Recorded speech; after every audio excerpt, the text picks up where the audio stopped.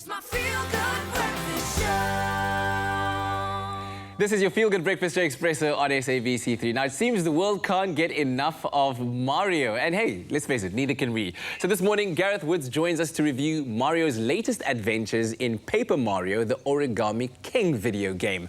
Welcome again, Gareth Woods. Great to have you with us. How are you doing this morning? Yeah, all good, all good. How are you guys outside? Good, very good, thank you. So, give us the lowdown. What's the premise of Paper Mario? Yeah, it's maybe it's like they ran out of ideas with Mario, but like now he's in the paper kingdom and everything's two-dimensional.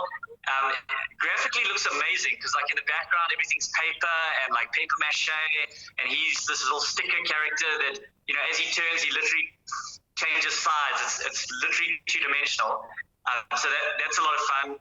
But yeah, the usuals happened. The bad guys stolen the princess. You'd think at this stage he'd have got some sort of insurance or something to stop this happening, but she's been stolen this time by the Origami King. And Mario has to save the day, save the paper kingdom, save the princess, because the Origami King is folding people into these folded soldiers. But it's really great use of artwork because you'll, for example, fill in holes with a bit of paper mache.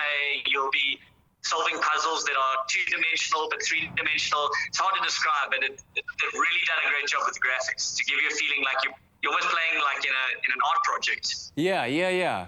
And as I understand, Paper Mario is a franchise completely on its own. But what's the story behind the Origami King, and how does it, would you say, compare to previous games?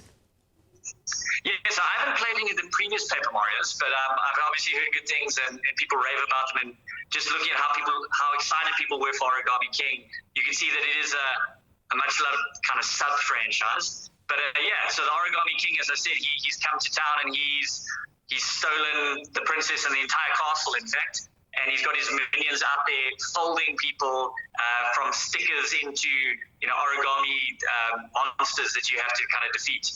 But yeah, I mean, you are then helped by your kind of little sidekick, who also an origami character who happens to be the Origami King's brother, to complicate things further. Wow. And yeah, you go around solving puzzles, and there's a great kind of battle system as well, where they use basically the enemies all arranged in different orders, and you have to, using a bunch of techniques, arrange them in a certain order to be able to like battle them. So it kind of mixes puzzle with a bit of action and fighting, and then the platforming that we're used to from Mario games. Yeah, as you said, visually it's great, graphically it's great.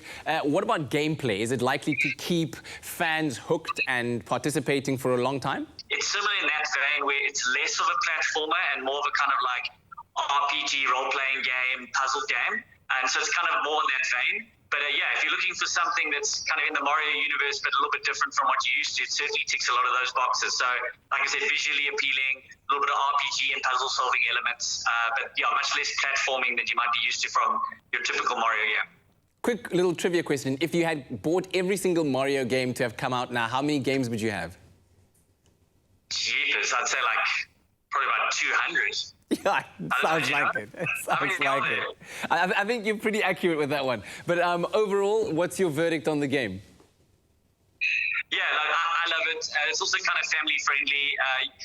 It's one of those things where your kid can play it, but you feel like you're still important because you'll hand the controllers often enough to go, Dad, help me beat this boss, or help me solve this puzzle. So it's great in that sense.